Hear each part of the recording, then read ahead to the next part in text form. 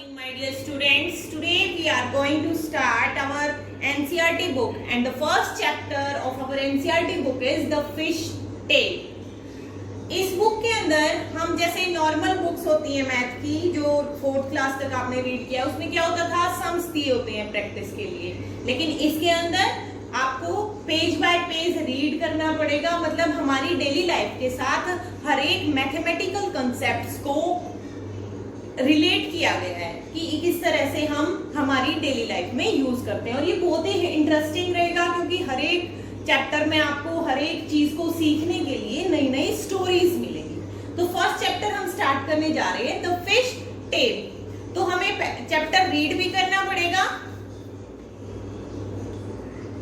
So now start with the page number 1। Page number 1 पे first of all, deep under the sea see the lovely coloured fish swimming peacefully. आप अपनी book अपने साथ रखिएगा। इसमें एक छोटी सी पोएम दी गई है, 3 लाइंस की पोएम दी गई है जिसको डिफाइन किया गया है। और सिंपली जो 3 लाइंस की पोएम होती है उसको हाइकू बोलते हैं। जापानी लैंग्वेज में इसको हाइकू बोलते हैं। तो इस तरह से आप भी कोई पोएम बना सकते हैं। एक और अदर पोएम दी गई है, द लेक काम smooth still a fish jumps up and returns right on shake the lake. Do you know any poem about fish? तो बीच बीच में अब आपके क्वेश्चंस भी स्टार्ट होंगे। ये पोएम्स देके आपको क्वेश्चन पूछा गया है, do you know any poem about fish? आप फिश के बारे में कोई पोएम जानते हो? तो हमेशा फिश का नाम सुनते ही हमें एक ही पोएम याद आती है ना? मछली जल की रानी है, जीवन उसका पानी है। अब जीवन उसका पानी है क्यों कहा गया है? क्योंकि फिश जो है वो without water they can't live, इसलिए उन्हें ये कहा गया है कि जीवन उसका पानी है। तो आप कोई भी अपनी 3 और 4 लाइंस लिख सकते हैं फिश के ऊपर। Now go to the next question. First question clear हो गया है? फिश के ऊपर आपको पोएम लिखनी है छोटी सी। Here are some drawings made by children। अब इसके अंदर अलग अलग शेप्स के अलग अलग तरीके से पेंटिंग दी गई है बच्चों के द्वारा बनाई हुई। देखो फर्स्ट पेंटिंग, फर्स्ट पेज के ऊपर जब देखोगे तो यहाँ एक फिश बना रखी है समथिंग इस तरह से। मेरी ड्राइंग अच्छी नहीं है लेकिन आप और भी अच्छी बना सकते हो। तो इसमें जो ड्राइंग बनाई गई है उसमें अलग अलग शेप्स दिखाई दे रही है। कोई फिश किस तरह की मूवमेंट में है, कोई फिश किस तरह की मूवमेंट में है ना, डिफरेंट डिफरेंट शेप्स के अनुसार है। और नीचे बच्चों के नाम भी लिखे हुए हैं, जैसे आप लिखते हो अपनी पेंटिंग के नीचे कि ये made by something your name, कि ये आपके द्वारा बनाई गई है। अब लास्ट पिक्चर में देखो समथिंग इस तरह से कुछ दिखाया है ना, डिफरेंट डिफरेंट कर्व्स को यूज करके, सर्कल्स को यूज करके और कर्वी लाइंस को यूज करके सी बनाई गई है। अब आप ये बता सकते हैं जो हम ये फिश ड्रॉ कर रहे हैं इसमें कौन सी शेप इंक्लूड हो रही है? देखो ध्यान से देखो, कर्व्ड लाइंस इंक्लूड हो रही है। एक ये देखो हम पूंछ बना रहे हैं पीछे की तरफ, ये कैसी बन रही है? समथिंग ट्रायंगल जैसी बन रही है ना।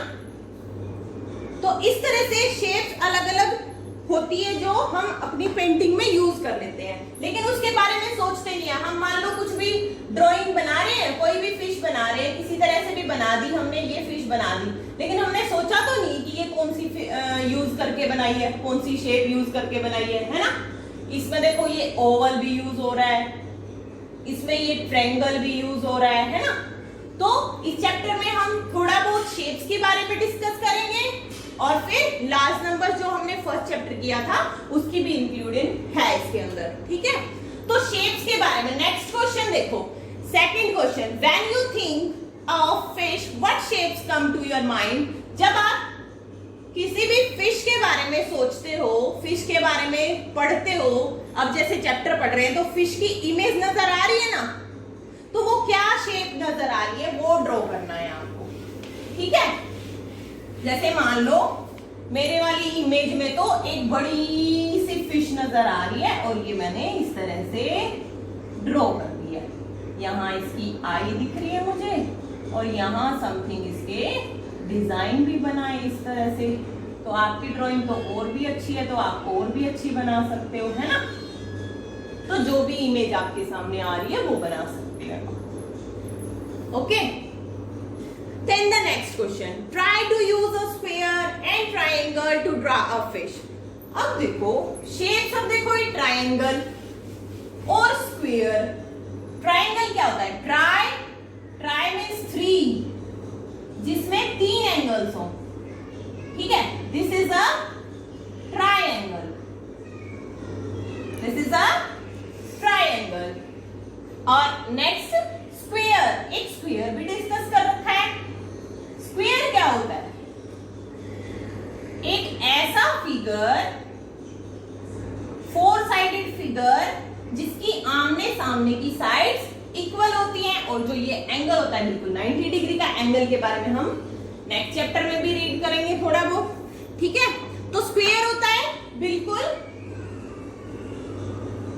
चारों साइडें जिसकी इक्वल होती है, ये साइड भी इक्वल, ये साइड भी इक्वल और ये साइड भी इक्वल, जैसा कि हम 4th क्लास का रीड भी करते आए हैं। ट्रायंगल 3 साइडेड शेप होती है। तो ये कह रहा है कि इस स्क्वायर और ट्रायंगल का यूज करके हमें एक फिश बनानी है। तो सोचो, बना सकते हैं हम फिश। हम क्या करते हैं? इस स्क्वायर को थोड़ा सा टिल्ट करते हैं, थोड़ा सा टेढ़ा करते हैं। ये मैंने स्क्वायर को थोड़ा सा टेढ़ा कर दिया, और इस ट्रायंगल को भी इधर से पकड़ के ऐसे मूव कर दिया, यहां से पकड़ के इस तरफ मूव कर दिया, और इसको भी इसी साइड मूव किया है, ठीक है। तो जब ऐसे मूव करेंगे तो ये वाला पॉइंट कहाँ आएगा? इधर, यानी ये यहाँ आ गया, और ये एक ट्रायंगल बन गई। ये स्क्वायर हो गया, ये ट्रायंगल हो गया। अब थोड़ा सा इमेजिनेशन की हमारी जरूरत होगी कि यहाँ समथिंग आई होगी फिश की, और ये हमने स्क्वायर और ट्रायंगल की हेल्प से एक फिश ड्रॉ कर दी, है ना।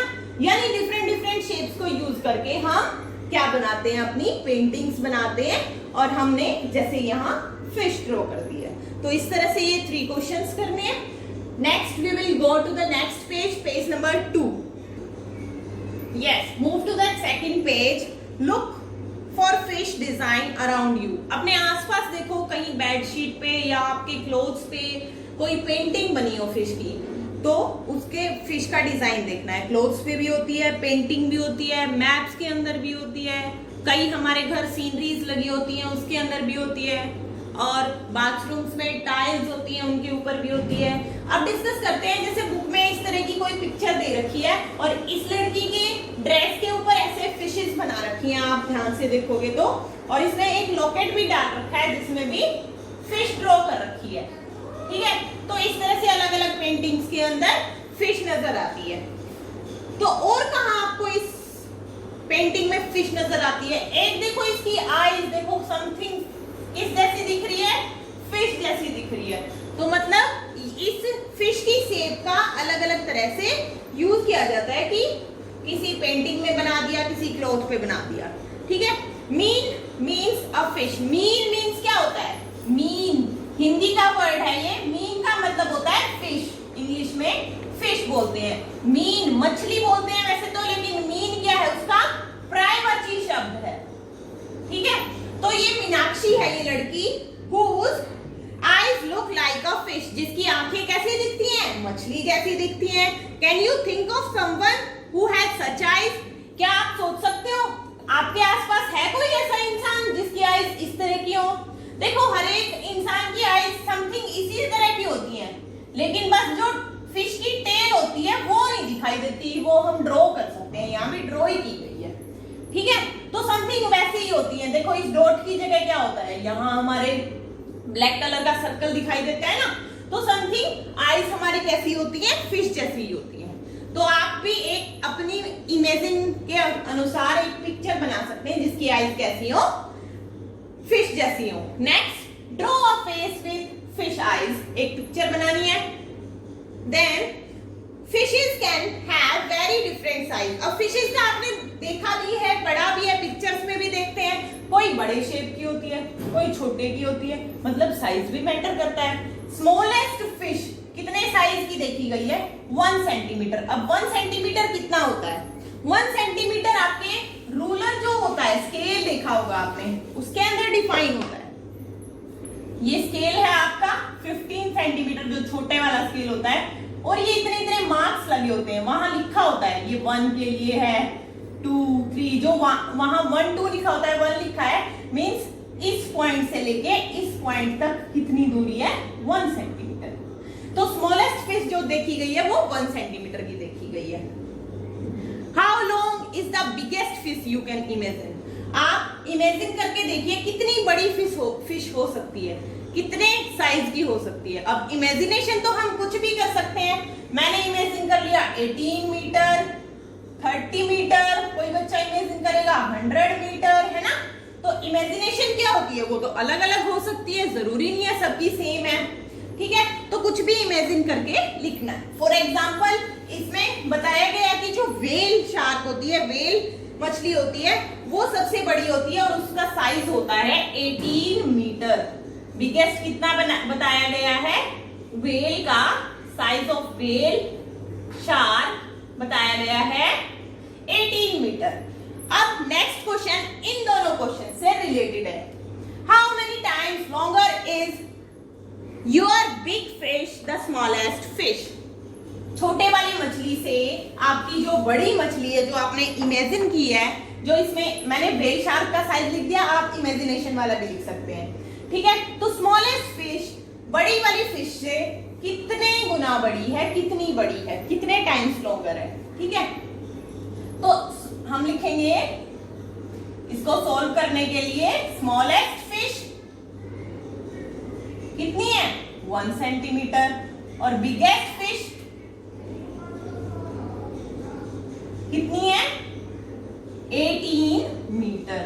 अब ध्यान से देखो, हम ऐसे मल्टीप्लाई करके नहीं कर सकते कि ये 1 सेंटीमीटर है, ये 18 है, तो ये 18 मल्टीपल हो जाएगा, 18 टाइम्स हो जाएगी, नहीं। ध्यान से देखो, ये मीटर है, ये सेंटीमीटर है। मीन्स हमने फोर्थ क्लास में भी इनको चेंज कन्वर्ट करना सीखा है। 1 मीटर इज इक्वल टू कितना होता है, 100 सेंटीमीटर। मतलब जो 1 मीटर है उसको हम जब 100 पार्ट्स में डिवाइड करेंगे तो वो 100 सेंटीमीटर के बराबर आएगा। 1 मीटर कितने के बराबर आएगा, 100 सेंटीमीटर के। तो अब हम 18 मीटर को चेंज करते हैं सेंटीमीटर में, तो करेंगे तो कैसे करेंगे, 1 मीटर में जब इतना होता है तो 18 मीटर में कितना सेंटीमीटर होएगा, 18 मल्टीप्लाई बाय 100 सेंटीमीटर, है ना, ऐसा ही होगा। अब मल्टीप्लाई कर दो, कितना सेंटीमीटर आ गया। तो अब कंपेयर कर सकते हैं हम इस सेंटीमीटर वाली को इस सेंटीमीटर के, जैसे हमने फर्स्ट चैप्टर में लार्ज नंबर्स में किया था। कंपेयर नंबर्स कैसे किया था, यहाँ 1 है और यहाँ 1800 है, ठीक है। तो बड़ा कौन सा है वो देख सकते हैं ना, 1s 10s 100 1000, और ये सिर्फ 1s पे ही रह गया। तो 100,000 वाली तो स्पेस है ही नहीं, तो कंपेयर कैसे करें, मींस बड़ा कौन सा हो गया, 1800। लेकिन कितना बड़ा हो गया ये निकालने के लिए क्या करेंगे, ये 1 है, ये 1800 है, तो 1 को कितने से मल्टीप्लाई करें कि 1800 आ जाए, और वी कैन गैस। अब ये मल्टीप्लाई में है, इधर आगे अब ये ब्लैंक निकालना है ना हमें, फिल इन द ब्लैंक्स में कितना आएगा, तो इस 1 को इधर ले आओ। 1 को कितने से मल्टीप्लाई करें, 1800 आए, 1800 से, है ना। तो हमारा आंसर कितना होगा कि 1800 times smallest fish is bigger than the biggest fish. Okay, so like this you have to do these 7 questions and you have to also read properly page number 1 and 2. Thank you and have a nice day.